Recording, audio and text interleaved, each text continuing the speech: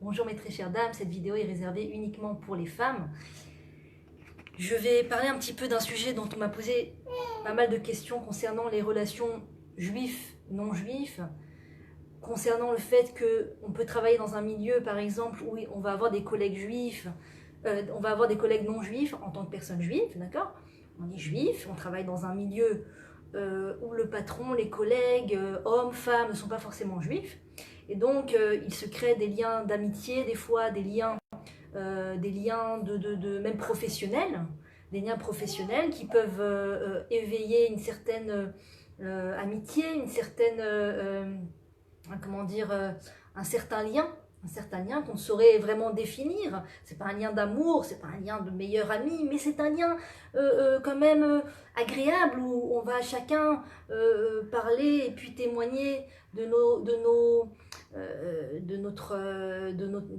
vie, de nos problèmes, des choses qu'on a du mal à faire au travail, demander des conseils à l'autre, recevoir des conseils de l'autre. Tous ces liens entre les juifs et les non-juifs, comment on gère, comment on fait, parce qu'on sait très bien que notre vie n'est pas la même que la leur, notre mode de vie n'est pas la même que la leur, et on sait surtout très très bien que la Torah nous interdit pour un juif, pour une personne juive, de se marier avec une personne non juive. Il y a une interdiction très très grave de la Torah, un interdit de se marier avec une personne non juive, de cohabiter. Il n'y a pas vraiment de mariage. On peut pas parler de mariage, parce qu'un mariage, c'est à partir du moment où deux personnes juives, un homme, une femme juive, se lient, se marient sous la choupa, sous le dénuptial, avec un rabbin qui les marie, avec une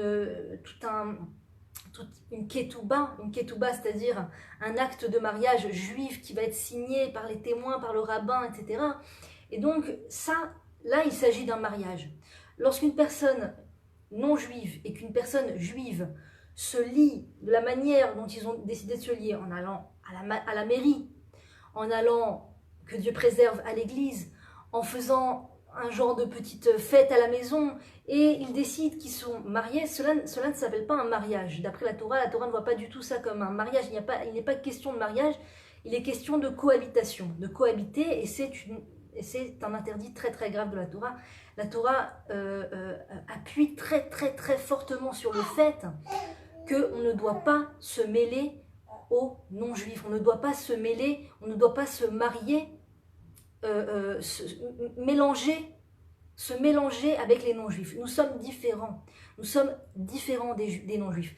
Pas par haine, pas parce qu'ils sont moindres que nous, que Dieu préserve, pas parce qu'on est mieux que Dieu préserve, pas parce qu'ils nous repoussent, enfin, leur façon de vivre nous repousse, ou que rien à voir de tout cela.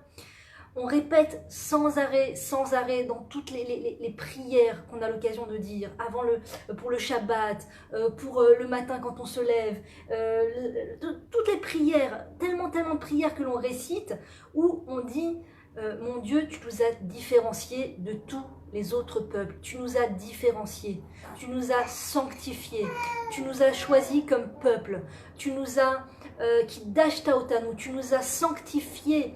Nous avons une langue différente, l'hébreu. Nous avons une vie différente, la Torah, les lois de la Torah.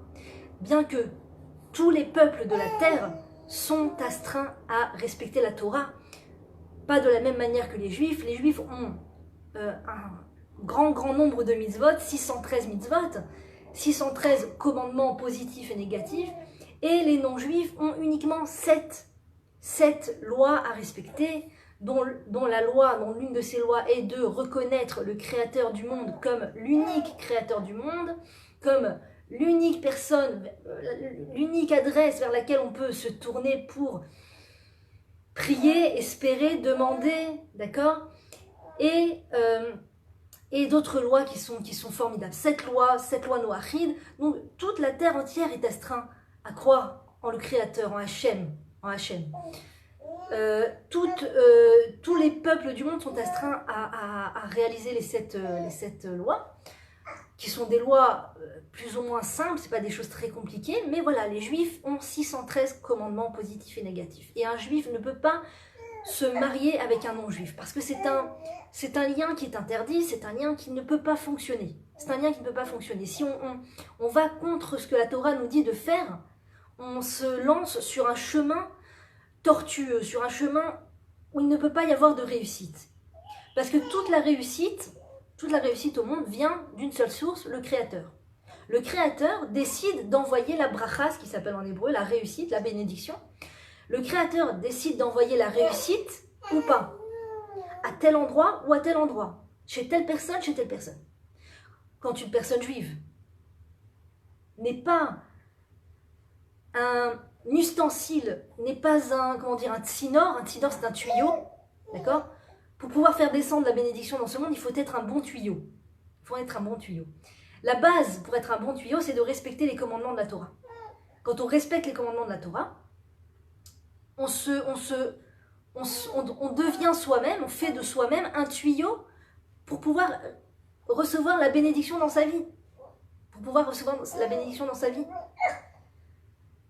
Combien de témoignages j'ai eu de personnes qui m'ont dit ça va pas du tout dans ma vie, il faut absolument qu'il y ait la bénédiction, ça ne va pas du tout dans ma vie, il y a ce problème, et il y a ce problème, et il y a ce problème, et il y a ce problème, et il y a ce problème. Oui, je suis aussi avec un non-juif, je ne vous l'ai pas dit, mais il y a aussi ce problème, ce problème. Et en fait, on ne se rend pas compte que la racine de tous les problèmes, c'est un problème spirituel. C'est un manque de réalisation des commandements divins. C'est le fait de ne pas réaliser les commandements divins, ou c'est le fait d'aller à l'encontre de la Torah. C'est la racine de tous les problèmes dans la vie. Tous les problèmes dans la vie ont en fait une réponse spirituelle, une réparation spirituelle. Quand on a réparé la chose spirituelle, eh bien, le problème en quelque sorte se rétablit. Le problème, parce que le problème, c'est pas vraiment un problème, c'est juste un mail de la part de Dieu, une lettre de la part de Dieu, pour nous dire, alors ne quittez pas un instant,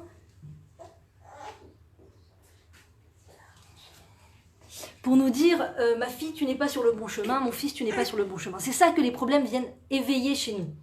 C'est ça que les problèmes sont censés réveiller chez nous. Sont censés réveiller la remise en question. Et des fois, on prend les problèmes par le mauvais bout. Comment c'est-à-dire, par exemple, le mauvais bout, on nous insulte, quelqu'un nous insulte, et au lieu de relier ça directement avec le Créateur, de rentrer chez soi et de faire une introspection, mon Dieu, on m'a insulté, c'est douloureux, pourquoi est-ce qu'on m'a insulté, mon Dieu, éclaire-moi les yeux, quelle est la raison, ça c'est ce qui s'appelle revenir à la racine du problème, aller à la racine du problème. Maintenant, ne pas prendre le problème par le bon bout, c'est-à-dire, par exemple, quelqu'un nous insulte, on va lui répondre. Ou alors, on va aller d'après ce fameux dicton tellement faux qui est la vengeance est un plat qui se mange froid. Je vais me venger de façon froide, de façon au goutte à goutte, comme ça. Sur le bon moment, je vais me venger comme ça. Je vais lui montrer de quel bois je me chauffe, etc. Ça s'appelle ne pas régler les problèmes de la bonne manière. Ou alors je vais le faire virer de son poste, ouais, c'est de la vengeance aussi, ou alors se mettre à haïr la personne, je déteste cette personne, pourquoi est-ce que je l'ai croisée sur mon chemin, c'est en fait ne pas comprendre que le problème est relié au Créateur, le problème a sa source chez le Créateur, et c'est le Créateur qui a la solution à tous mes problèmes, d'accord? Alors la question s'oppose concernant l'assimilation, concernant les liens entre juifs et non-juifs. Quand on vit en dehors de la terre d'Israël, parce qu'en Israël, le problème ne se pose presque pas. C'est-à-dire il y a vraiment une minime quantité de la population en Israël qui est assimilée, qui sont avec des non-juifs ou qui sont dans des milieux de non-juifs et qui s'assimilent aux non-juifs. C'est une partie très très très infime de la population, mais la plus grosse partie de la population, les juifs sont mariés avec des juifs, ce sont des mariages juifs, et les juifs restent entre eux. Donc le pays d'Israël vient vraiment régler le problème de l'assimilation. C'est vraiment, si vous voulez, quand les parents sont attristés de voir leurs enfants s'assimiler, de voir leurs enfants aller avec des non-juifs et des non-juives, quand les parents, ou alors, oui voilà, les parents voient leurs enfants traîner avec des non-juifs ou avoir comment dire, des liens avec des non-juifs, et qui s'inquiètent, qu'est-ce qui va en être de mon fils, qu'est-ce qui va en être de ma fille, au final il va finir avec une non-juive, il va finir avec qui s'inquiète, toute cette difficulté du parent juif qui voit son enfant petit à petit lui glisser entre les doigts et s'assimiler. Ou toute la difficulté par exemple d'une personne elle-même qui elle-même est tombée dans ça, est tombée dans cette complication. Comment je fais? J'ai des liens amicaux avec des non-juifs, quelles doivent être les lois entre nous, comment je dois, où je mets les barrières, à quel moment. Toutes ces questions que les gens se posent sont quelque part une difficulté, c'est une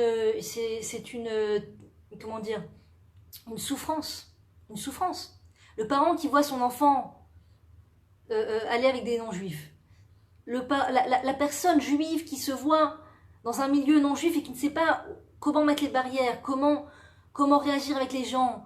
Est-ce que je peux entretenir des liens amicaux, et si ça va plus loin, et maintenant j'ai des sentiments pour mon collègue, j'ai des sentiments pour mon patron, j'ai des sentiments pour ça, et ils sont pas juifs, et moi je suis juif, comment tout ce questionnement, c'est une souffrance, c'est une réelle souffrance, par lesquelles la personne n'est pas obligée de passer dans sa vie. Une personne n'est pas obligée de passer par la souffrance de la question d'assimilation. Et toute cette souffrance, en fait, vient mettre le doigt sur le fait que je ne suis pas à ma place. Ça n'est pas à ma place. Cette souffrance a une solution spirituelle. L'Alia. Le fait de monter en Israël, c'est la solution, c'est la réponse, c'est la réparation à toute cette souffrance que le Créateur m'amène en me baignant dans cette société non juive avec laquelle je n'ai rien à voir, parce que Dieu me dit dans la Torah, dans toutes les prières, tu es différent des peuples, tu te différencies des peuples, il y a une loi, que tu n'as pas le droit de manger à la même table que des non-juifs. Tu n'as pas le droit de manger à la même table que des non-juifs, parce que ça peut créer des liens. C'est interdit. Ça crée des liens, la nourriture rapproche. Qu'est-ce que tu manges, On n'a pas le droit de manger à la même table qu'un non-juif, on n'a pas le droit de partager la même table qu'un non-juif pour manger. Imaginez le tracas que c'est. En tant que personne juive, je travaille dans une société non-juive, j'ai des collègues non-juifs, on va au restaurant, et moi il faut que je mange à ma table seule. Je vais dans la boîte, ils sont tous là-bas à table, et moi je mange de ma place seule, et même j'entends des réflexions, tu manges en juif, d'où l'expression tu manges en juif. D'accord? Mon mari, à chaque fois, il me raconte ça, c'est gravé dans sa chair, il était à une genre de colonie sportive comme ça, où il faisait du sport avec des non-juifs, et il a sorti un paquet de gâteaux de son sac, et il s'est fait insulter par tous ses camarades qui étaient avec lui dans cette colonie de sportive. Tu manges en juif, qu'est-ce que tu fais? Tu manges en juif.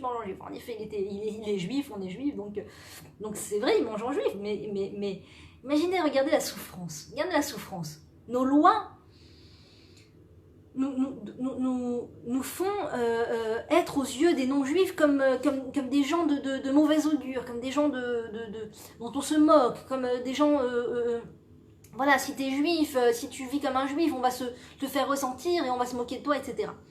Et donc, tout ça, c'est pas un hasard. C'est pas juste le fait que je suis tombée au mauvais endroit, à la mauvaise période, avec les mauvais collègues. Que faire? Il y a que cette boîte non juive qui m'a pris et chez qui je peux travailler. Je connais pas de boîte juive, et j'ai pas d'autres possibilités, tout ça. Et en fait, c'est pas vrai, parce que le Créateur nous amène dans ce monde avec un choix à faire dans notre vie. On va tous se retrouver à faire des choix spirituels dans notre vie. On va tous se retrouver à cette adresse, sur cette route qui va au bout d'un moment nous amener à devoir choisir entre la droite et la gauche. Je vais devoir ou tourner à droite ou tourner à gauche. Tourner à droite, ça veut dire rester en France, rester dans ces pays, au Canada, au Maroc, en Amérique, tout ça, rester dans ces pays non juifs.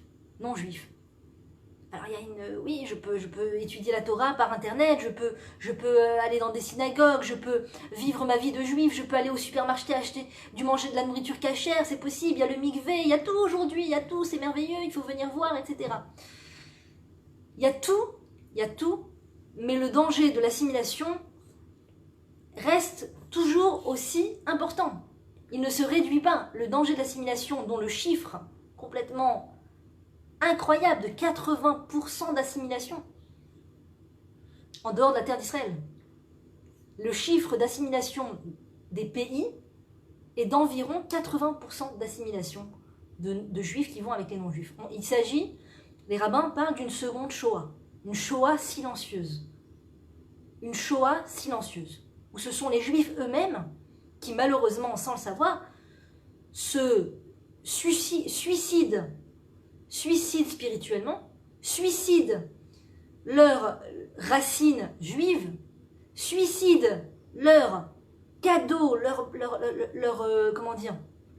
héritage extraordinaire qui se passe de génération en génération, de maillon en maillon, et qui lâche tout pour les beaux yeux de Sophie, pour les beaux yeux de Camille, pour les beaux yeux de Martin, pour les beaux yeux de Frank, pour les beaux yeux de ces personnes qui ne sont pas juives,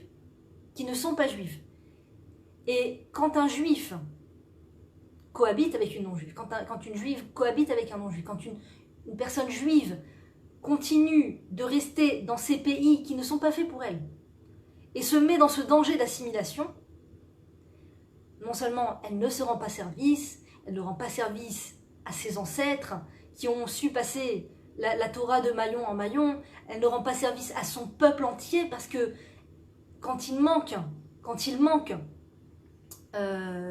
une personne juive dans le peuple, quand une personne juive, l'âme d'une personne juive s'éteint, entre guillemets, parce qu'elle va avec une personne non juive, eh bien, elle retire du tableau du peuple juif une pièce du pulse qui est très très importante. Chaque personne juive est une pièce du pulse extrêmement importante. Chaque pièce du pulse a un rôle très très très important à jouer spirituellement. J'en parle vraiment avec l'expérience, parce que moi-même, avant de faire l'Alia, dont justement je voulais vous dire, l'Alia c'est l'un des choix qu'on va devoir faire dans sa vie. Est-ce que je tourne à droite ou est-ce que je tourne à gauche?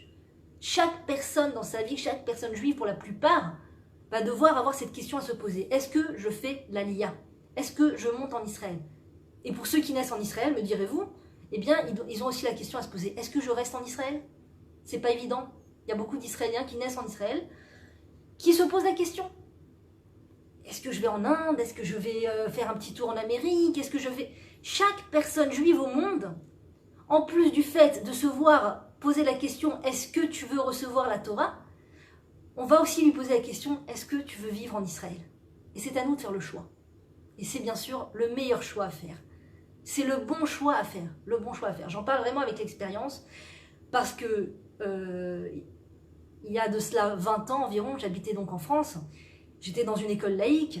J'avais des amis non juifs. Ma meilleure amie était africaine, musulmane, mon meilleur ami, entre guillemets, parce que ça n'existe pas, l'amitié entre garçons et filles, mais à l'époque j'appelais ça mon meilleur ami, était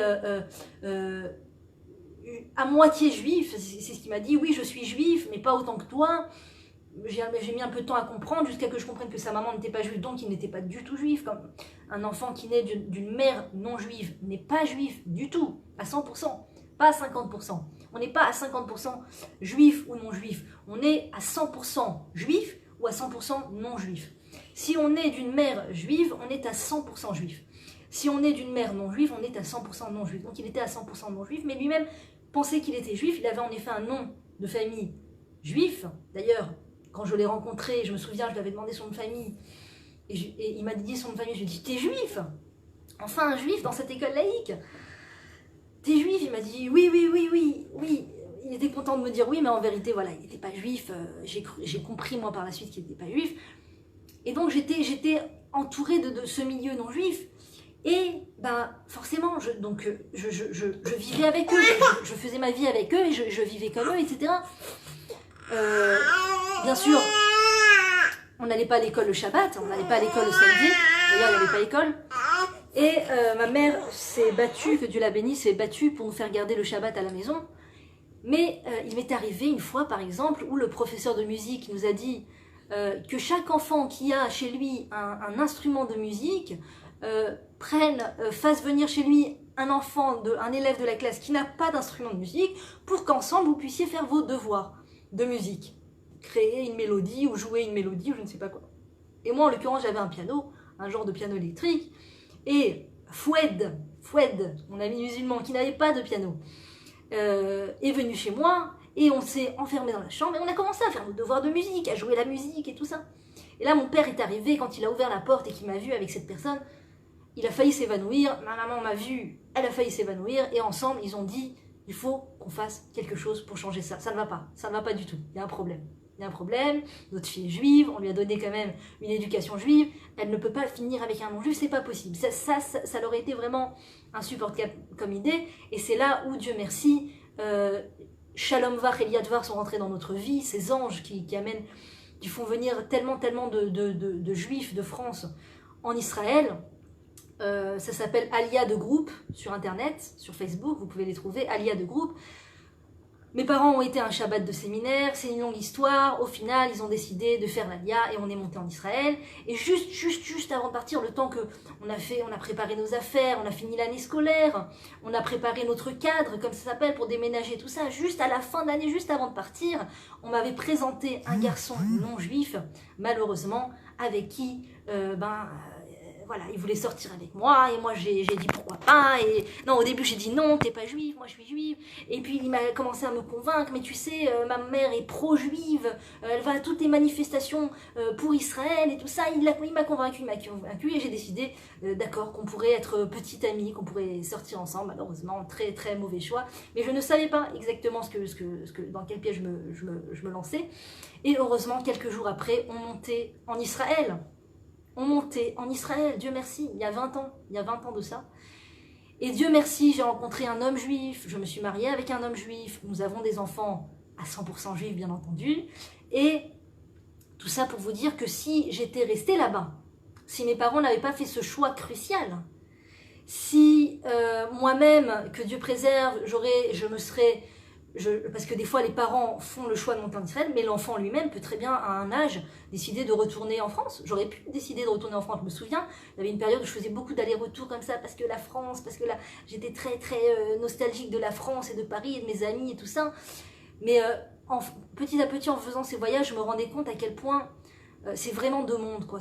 On est vraiment sur deux planètes. Les gens en France et puis en Israël, c'est deux planètes, c'est deux mentalités et j'étais en train de tomber, Dieu merci, de plus en plus amoureuse du pays et de la mentalité israélienne et tout ça. Et de plus en plus, je voyais la France et je voyais mes amis français, même des personnes juives, avec qui je sentais de plus en plus que je n'avais plus vraiment de lien en commun.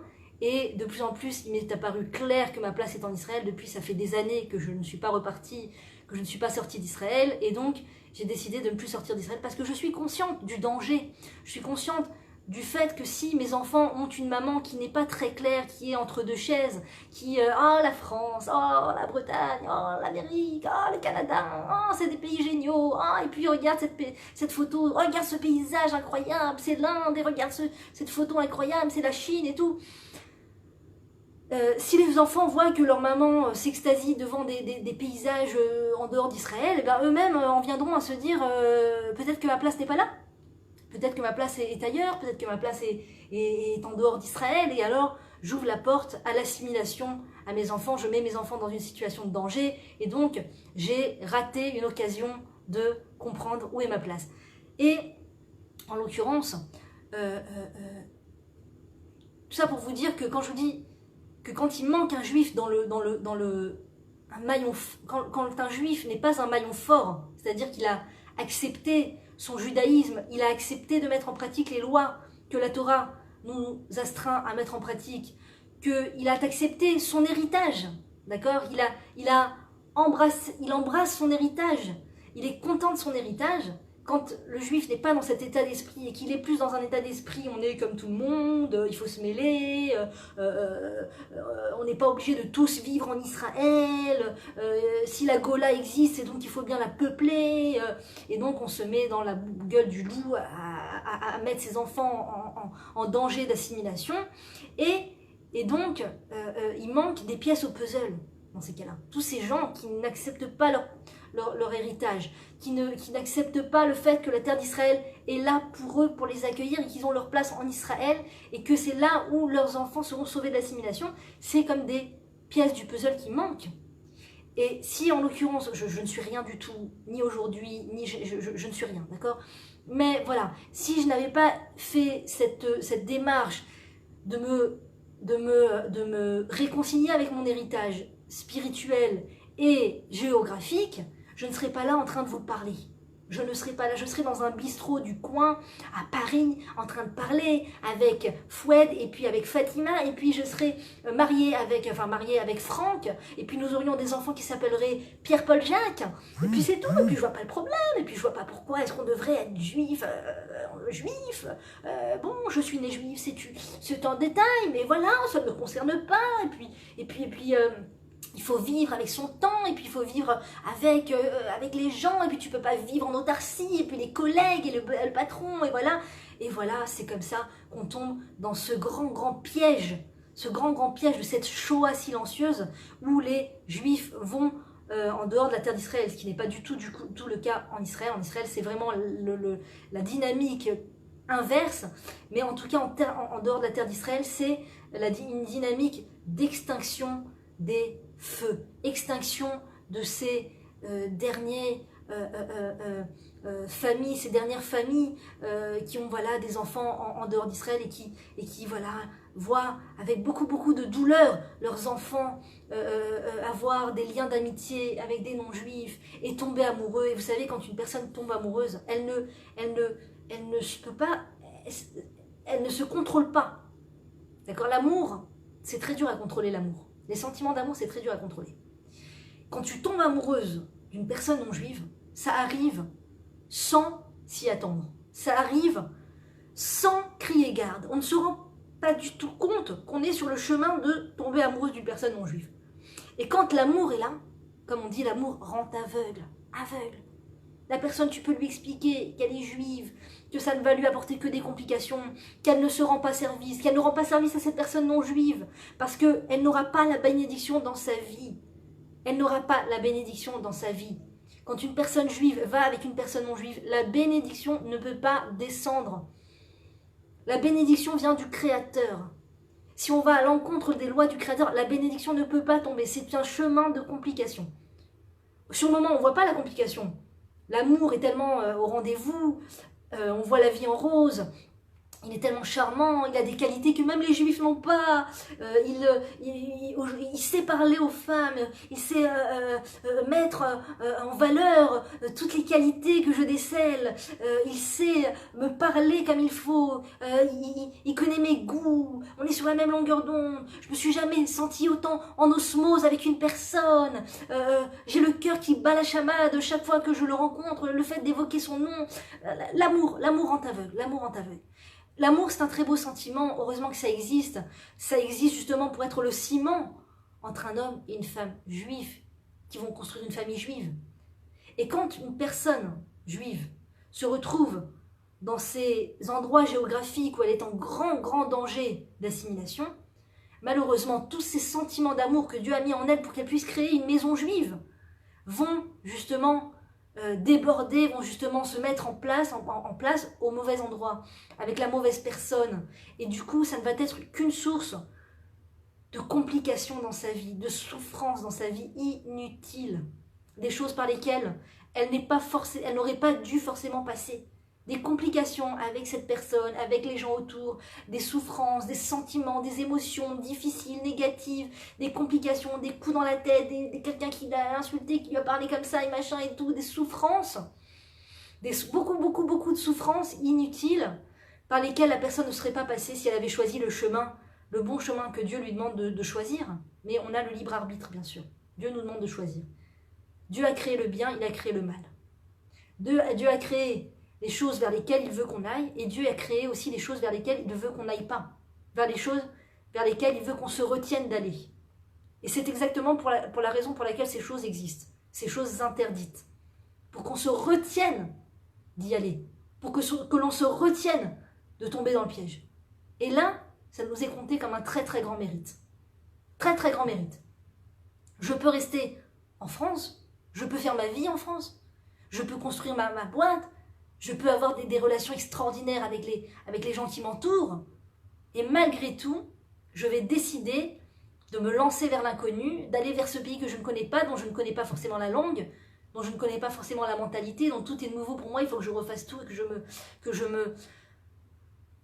me repositionne dans ma vie, et ça demande beaucoup enfin ça demande des efforts, mais tous ces efforts, je vais vous dire, sont ces efforts qu'on fait quand on vient en Israël pour se repositionner, pour apprendre cette langue, pour vivre dans ce milieu juif, avec cette mentalité israélienne et tout, ce sont des efforts qui donnent des fruits beaucoup plus importants que les efforts eux-mêmes, qui donnent une abondance de résultats positifs, d'accord ?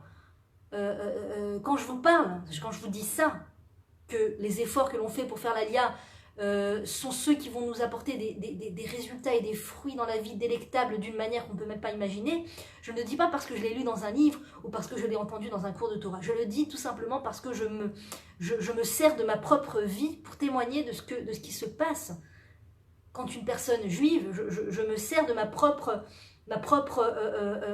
observation sur ces fruits que le Créateur te donne quand tu as fait ce choix de venir en Israël, tu as fait ce choix d'y rester, parce que c'est pas tout de venir, il faut rester, et tu as fait ce choix, d'ailleurs j'ai entendu une explication extraordinaire, je vais vous le dire, tu as fait ce choix aussi de te réconcilier avec ta Torah, de te réconcilier avec les commandements de la Torah, même si tu n'es pas habitué à les mettre en pratique, parce que tu as vécu dans un milieu où on ne mettait pas en pratique les lois de la Torah, donc ça demande un gros effort, eh bien tu vas mettre en pratique ces lois, je peux vous dire que les fruits sont délectables, délectables. Et en l'occurrence, je sais les gens n'aiment pas qu'on leur dise, si tu fais pas ce qu'il faut, tu vas en prendre plein la tête, mais je suis, que faire, spectatrice, et je témoigne d'histoires que j'ai vues de mes propres yeux, des gens, voilà, on ne peut pas dire les noms parce que c'est... Mais j'ai vu de mes propres yeux des gens qui ont fui ce choix, qui ont fui le fait de choisir de vivre en Israël, qui ont fui le fait de se mettre en pratique les lois de la Torah, qui ont fui ces choses-là, qui sont repartis, qui ont décidé de faire un trait sur les lois de la Torah, de vivre comme des non-juifs. Lâchez-moi avec toutes ces lois. Lâchez-moi, je ne veux pas mettre en pratique, je ne veux pas pratiquer. Laissez-moi tranquille. Ne m'embêtez pas avec cette... Je ne crois pas en Dieu, je ne crois pas en la spiritualité, je ne crois pas en ça. Bien, je crois, mais on n'a pas besoin d'être en Israël, soyons en France, c'est plus facile, c'est plus simple, c'est plus reposant pour l'esprit. J'ai ma télé, j'ai mes chaînes, bien qu'en Israël tu peux avoir ta télé et tes chaînes aussi, j'ai mes habitudes, là-bas j'ai mon statut social, j'ai mes amis qui me connaissent et me reconnaissent et me donnent l'honneur qui m'est dû, et en Israël on me piétine, je me sens piétinée, les gens ne me connaissent pas, il faut que je prouve à tout le monde qui je suis, ce que je suis et de quoi je suis capable. Non, je préfère être en Israël, je préfère être en France, je préfère être ailleurs, au moins là-bas j'ai ma petite vie tranquille. Eh bien, je peux vous dire que j'ai été témoin des affres, des plaies dont ces personnes ont été touchées. Que ce soit l'assimilation de leurs enfants et de leurs petits-enfants, que ce soit les difficultés d'éducation, que ce soit la douleur de vivre son judaïsme de façon cachée, ou alors quand on rejette le judaïsme, que ce soit ce coup qu'on se prend dans le visage en tombant sur des personnes très très antisémites, ou alors on nous retire notre statut social du jour au lendemain, ou alors on se retrouve à devoir, je sais pas moi, aller en prison, ou aller à la cour et qu'on nous met un procès vraiment très dur. Les gens ne font pas le lien forcément entre le fait qu'ils ont quitté la terre d'Israël, ou qu'ils ont décidé de ne pas y habiter, ou de ne pas mettre en pratique les lois, et tout ce qui leur tombe sur la tête. Ils font pas le lien, c'est ça qui est triste, malheureusement. C'est ce qui est très triste. C'est-à-dire que le Créateur parle avec eux dans le vent quelque part. Parle avec eux Et il n'y a pas d'oreille, il n'y a pas d'écho, la personne ne prend pas les choses à cœur en se disant, regarde, comme Yona Navi qui fuit, on vient de sortir de Kippour, le texte que l'on lit à Kippour, c'est le texte de Yona, où le Créateur lui dit, va à la ville de Ninvé et fais faire tchouva aux gens, aide-les à se repentir. Et Yona, je ne sais pour quelle raison, peut-être qu'il ne se sent pas à la hauteur, peut-être qu'il pense qu'il a mal compris, peut-être qu'il sent... Je ne sais pas, je ne sais pas. Mais en tout cas, il fuit ce rôle. Il fuit son rôle. Il fuit son rôle. Et il va sur un bateau, il part loin de cette ville, Ninvé, où il devait se rendre. Et là, il commence à y avoir beaucoup de pluie et de vent, et tout se renverse, et le bateau va pour se renverser. Tous les matelots et les gens qui sont sur le bateau commencent à avoir très peur, ils sentent qu'ils vont mourir et que la dernière heure s'approche. Ils commencent à crier sur le bateau, priez votre Dieu, que chacun prie son Dieu, que chacun prie son Dieu, il nous faut une délivrance rapide, sinon nous allons tous tomber à l'eau. Et là, ils se mettent tous à prier, chacun son Dieu. L'autre, son Dieu, c'est Facebook. Alors il prie Facebook. Oh, Facebook, il met un statut sur Facebook. Oh, on va tous mourir. Likez. Et puis, il y en a un qui va prier la consommation. Oh là là, il faut acheter, ça va nous sauver, ça va nous sauver. Et puis, chacun prie son Dieu. Et puis, ils se rendent compte que, au fond du bateau, tout en bas, il y a un homme qui dort et qui ne prie pas son Dieu. Et là, il commence à le secouer, à le remuer. Enfin, prie ton Dieu, on va tous mourir. Et là, il leur dit, s'il y a tout ce vacarme et tout ce danger dans lequel nous sommes, c'est uniquement à cause de moi. C'est pas à cause de vous, c'est à cause de moi. Ah bon, mais pourquoi c'est à cause de toi? Alors pourquoi tu pries pas ton Dieu? Non, justement, je fuis mon Dieu. Je fuis mon rôle. Je fuis ma responsabilité. Dieu m'a demandé d'aller faire se repentir la ville de Ninive, et je n'y vais pas parce que voilà, je fuis et je croyais que le Créateur ne me retrouverait pas, mais il m'a retrouvé. Et en effet, on va tous mourir à cause de moi. Alors jetez-moi par-dessus le bord et vous verrez que la tempête va se calmer. Et en effet, ils le prennent. Pas de pitié pour les croissants. Ils le jettent par-dessus le bord. Et là, en effet, tout revient à la normalité, à la sérénité. Plus de vent, plus de pluie, plus rien du tout. Et là, Yona se fait avaler par un énorme poisson, par une baleine. Et au fond des entrailles de ce poisson, il sait très bien pourquoi il est là. Il sait très bien pourquoi il est passé par toutes ces difficultés insurmontables. Et là, il se tourne vers Dieu. Il lui dit, mon Dieu, j'ai compris ce que tu attends de moi. Tu attends de moi que j'aille à la ville de Ninive pour les aider à se repentir. Je te promets que si tu me fais sortir des entrailles de ce poisson et tu me fais revenir sur le rivage, vivant et en bonne santé, je te promets, mon Dieu, d'aller faire ce que tu m'as demandé de faire. Dieu l'entend. Dieu est content de voir que son fils a fait le lien entre cette tempête dans sa vie et sa réparation spirituelle. Le lien spirituel, il y a toujours un lien spirituel. Tout. La solution à tous les problèmes, les maladies, les symptômes, les difficultés, les disputes, tout a un lien spirituel. Tout a une réparation spirituelle. Ça ne veut pas dire qu'il faut tomber dans un état de stress et de peur et de panique. Oh là là là là, mais j'ai pas compris, qu'est-ce que le Créateur attend de moi? Oh, il m'arrive tellement de choses difficiles, mais qu'est-ce que le Créateur... Il ne faut pas tomber dans une panique, mais il faut petit à petit, avec sérénité et douceur, essayer de faire le lien. Voilà, faire le lien. Demander au Créateur de nous aider à faire le lien entre la tempête qu'il y a dans notre vie et les choses sur lesquelles on doit se repentir ou réparer, ou voilà. Chacun avec son niveau, chacun avec son chemin à passer. C'est pour ça que le meilleur ingrédient pour pouvoir nous aider à comprendre quelle est la réparation à faire entre ce qui ne va pas dans ma vie et le lien spirituel à réparer, c'est les cours de Torah. C'est d'entendre des cours de Torah, et je vous assure que Akadosh Baruch Hu, le Créateur, le Maître du monde, fait toujours passer dans le cours de Torah ce qu'on doit entendre. Et la preuve, c'est que des fois, on écoute le même cours plusieurs fois et on entend quelque chose de différent. Parce qu'on entend ce qu'on doit entendre au moment où on l'entend. On entend ce qu'on doit entendre au moment où on l'entend. Parce que le Créateur est bon. Parce que le Créateur ne veut pas nous laisser dans ce brouillard éternellement. Il se souvient de nous, il se souvient de notre cri, et il veut nous délivrer de notre brouillard. Donc je lui demandais, mon Dieu, éclaire-moi les yeux, éclaire-moi les yeux, aide-moi à sortir de ce brouillard spirituel dans lequel je me trouve.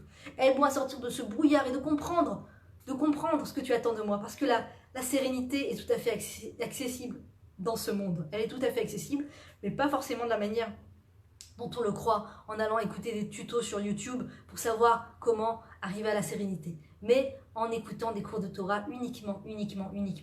Il y a des cours de Torah sur YouTube, je ne dis pas le contraire, mais en tout cas, voilà, ça doit être ça l'adresse, ça doit être les cours de Torah, et il y en a énormément pour tous les goûts. Tout ça pour revenir au fait de quand une personne fuit ce que Dieu attend de lui, eh bien, c'est la tempête dans sa vie. Et pourquoi je vous ai dit ça? Pour vous dire que j'ai été témoin donc de personnes, et on m'a raconté d'autres histoires, et puis j'entends, et puis voilà, de gens qui repartent en France, qui repartent à l'étranger en pensant retrouver la joie perdue, l'honneur bafoué, etc., etc. Et au final, eh bien, beaucoup de complications sont à la racine de tout ça. Et voilà. Donc c'est important de comprendre que si je me retrouve dans des complications, ou je me retrouve avec des collègues non juifs, avec ce sentiment que je suis en danger, que mon judaïsme est en danger, avec ces collègues non juifs, avec ce patron non juif, avec cette ambiance non juive, c'est justement un message, une lettre du Créateur pour me dire « Lech lecha ». Lech lecha el haaretz asher areka. Voilà, on se rappelle, c'est la paracha qui se rapproche, bien sûr. Dieu dit à Abraham, va vers ton pays, va vers ton pays, va vers ton pays pour ton bien à toi, pour ton bien à toi. Lech lecha, c'est pour toi. Tu peux pas savoir la bénédiction à laquelle tu vas accéder en faisant ce choix d'aller vers ton pays. Mais j'ai peur, mais je suis mort de trouille, mais je connais personne en Israël, mais j'ai pas d'argent, mais je ne sais pas, mes parents ne veulent pas, et puis ils vont me traiter de lâcheuse, et puis ils vont me traiter de ça, et puis les enfants vont s'énerver, et ils vont faire une grosse crise d'adolescence, et tout ça, et voilà, et la parnassa, et les revenus. Bon, d'abord, c'est beaucoup de foi, il faut beaucoup se renforcer dans la foi, pour comprendre que le pays d'Israël ne va pas m'apporter plus de difficultés que je n'en ai. Les revenus de tout un chacun dans le monde entier passent par la terre d'Israël. Quand Dieu veut faire tomber des revenus dans ce monde, une bénédiction dans ce monde, d'accord? C'est la grande mode de attire à toi l'abondance. Eh bien, sache que l'abondance, pour arriver dans le monde, elle passe par Israël. Et après, elle se dilue, elle se diffuse dans chaque pays vers lequel elle doit aller. Mais la source pour faire descendre l'abondance dans ce monde, c'est la terre d'Israël. C'est le peuple d'Israël en terre d'Israël qui prie pour faire venir l'abondance, la pluie et le beau temps, tout ce qu'on est censé avoir. Ce sont les Juifs qui prient sur leur terre et tout descend par la terre, tout descend par Israël et après ça va dans les pays. Donc quand je suis en dehors de mon pays, je reçois une abondance, je reçois des revenus financiers qui passent par la terre d'Israël. Donc en venant en terre d'Israël, il est clair que mes revenus ne vont pas disparaître. Mes revenus ne vont pas disparaître. Ils vont continuer de venir à moi. Il faut beaucoup se renforcer dans la foi. Dans la foi en le fait que le Créateur est capable de tout faire. Il est capable de tout faire. Il va m'aider à trouver des amis, des nouveaux amis en Israël. Il va m'aider à trouver un métier pour moi en terre d'Israël. Il va m'aider à trouver une école pour mes enfants en terre d'Israël. Juste fais le chemin. Fais le chemin. Fais le chemin. Vous pouvez pas imaginer la bénédiction à laquelle on accède. Et le Rav Kook nous dit que tout le but du retour du peuple juif sur sa terre, c'est aussi pour accéder à la prophétie. Alors je sais, c'est un terme qui paraît très éloigné. Qu'est-ce que c'est la prophétie? Et puis il y a ce fameux dicton tellement faux qu'on nous a mis dans la tête. Nul n'est prophète en son pays. Non, justement, quand un juif revient sur son pays, il est prophète. Quand un juif revient sur son pays, il redevient prophète. Ses enfants deviennent des prophètes. Je ne dis pas que je suis prophète, que nous sommes prophètes, que vous êtes prophète à partir du moment où vous mettez un pied en terre d'Israël, mais on va vers la prophétie, on se dirige vers la prophétie. On se dirige vers la prophétie.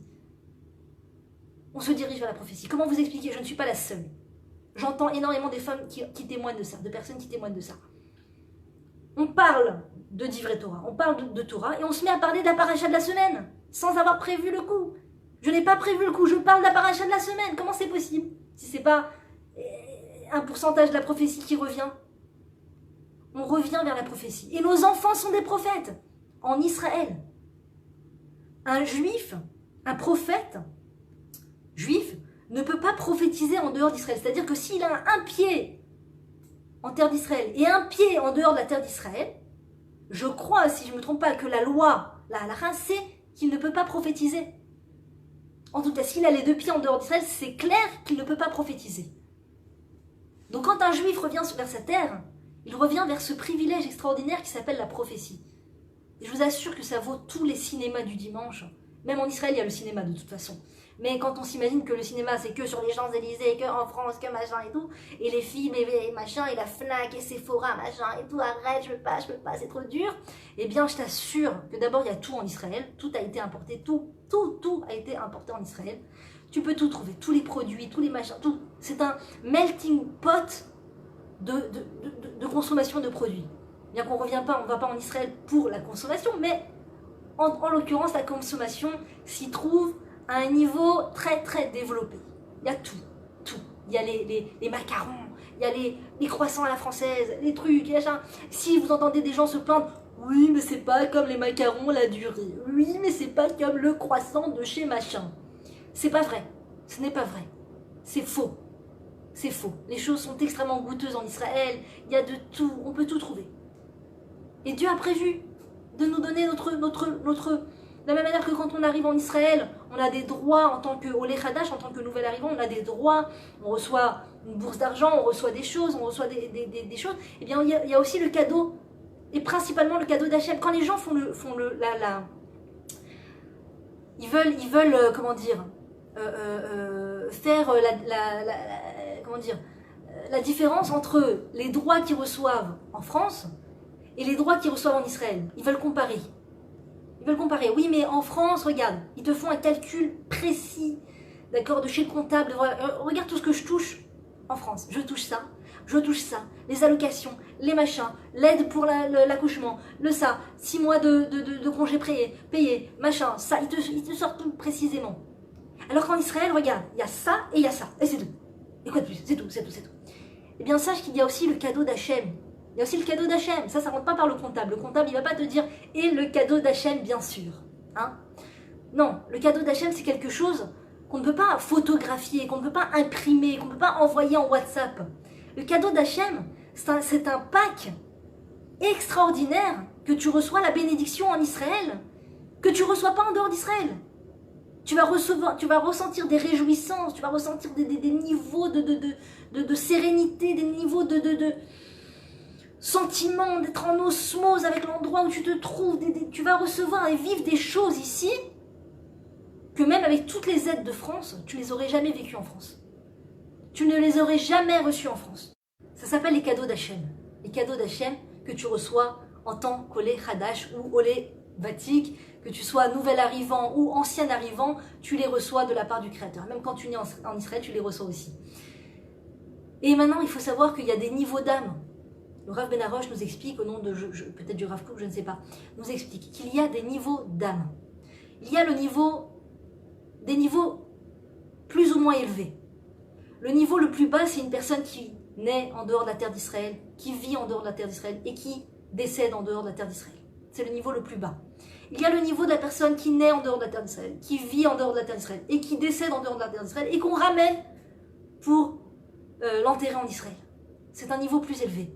Et puis il y a la personne qui va vivre en dehors de la terre, qui va naître en dehors de la terre d'Israël et qui va monter en Israël, qui va vivre en Israël et qui va décéder en Israël et qui va être enterré en Israël. C'est un niveau encore plus élevé. Tout ça pour vous dire, jusqu'au niveau le plus élevé, c'est le niveau où tu nais en terre d'Israël. Tu vis en terre d'Israël et tu finis tes jours ou le plus tard possible en terre d'Israël. Et ça, c'est le niveau le plus élevé. Et entre les deux, il y a l'échelle. Voilà, l'échelle. Donc plus une personne se rapproche de ce niveau de venir en Israël, de vivre en Israël, de rester en Israël, d'amener des âmes en Israël, d'amener des enfants en Israël qui vont naître en Israël, qui vont vivre en Israël, qui vont jamais sortir de la terre d'Israël, c'est des niveaux d'âme de plus en plus élevés. Et qui dit niveau d'âme élevé dit réceptacle plus important pour la bénédiction, pour la chance de pouvoir prophétiser, et plein d'autres choses. Si ça vous paraît loin, ce thème de prophétie, peut-être qu'un jour, vous me direz « Ah, j'ai compris de quoi elle voulait parler. Moi, personnellement, j'entendais parler de ça et j'ai mis du temps à comprendre. Et aujourd'hui, je dis « Ah, mon Dieu, mais c'est extraordinaire !»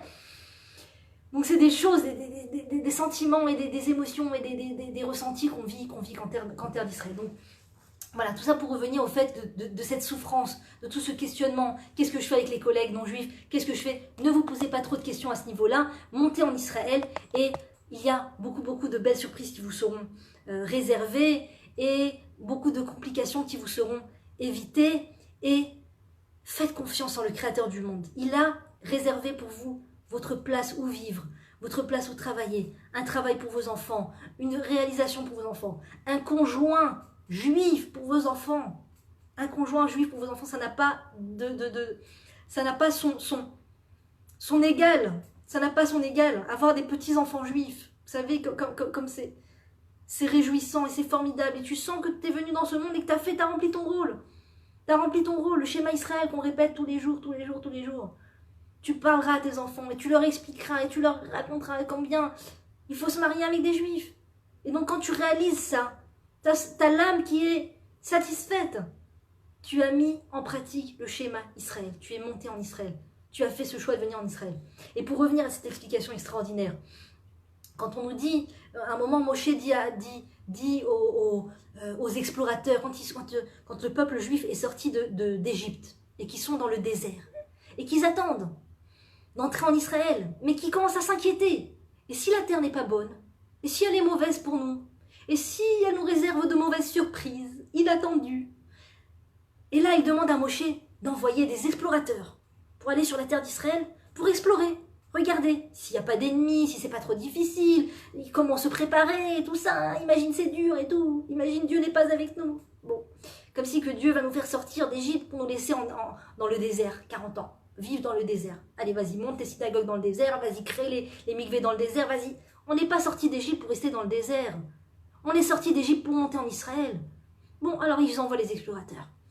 Et là, Moshe leur dit, Vetaturu et Haaretz, à peu près, je ne dis pas exactement les mots précis. Vetaturu et Haaretz, veitrazaktem.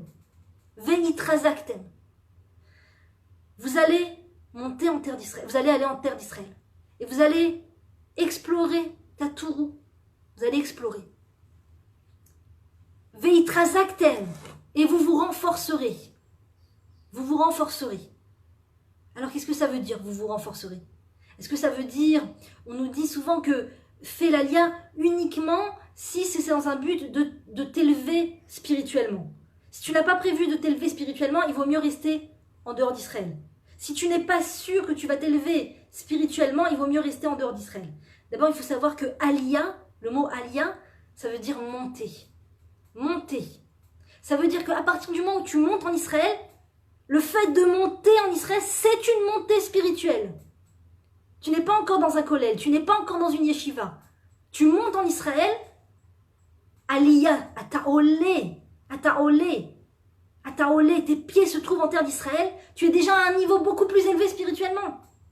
Après, si tu étudies, si tu vas dans un kollel, tu vas à la yeshiva, tu étudies, bien sûr que c'est le top, bien sûr que c'est bien. Mais déjà, en venant en Israël, tu t'élèves spirituellement. Ton niveau spirituel est plus élevé. Deuxièmement, veitrazaktem, tu te renforceras. Sur quoi tu te renforceras? Sur quoi tu te renforceras? À partir du moment où tu es en Israël, renforce-toi sur le regard que tu as sur la terre d'Israël. Renforce-toi sur le regard que tu as sur les Israéliens, sur la société israélienne, sur tout ce que tu vas voir en Israël. Renforce-toi dans le Haïm Tova, dans le bon regard. Le regard que tu as sur la terre d'Israël, renforce-le, ce regard. Ne le laisse pas, flétrir, être lâche et négatif, d'accord? Parce que tout ce qu'on voit, on peut le décrire de façon positive ou le décrire de façon négative. Tout ce qu'on voit, on peut avoir une pensée, un regard positif ou un regard négatif sur la chose. Tout ce qu'on voit. Tout ce qu'on voit.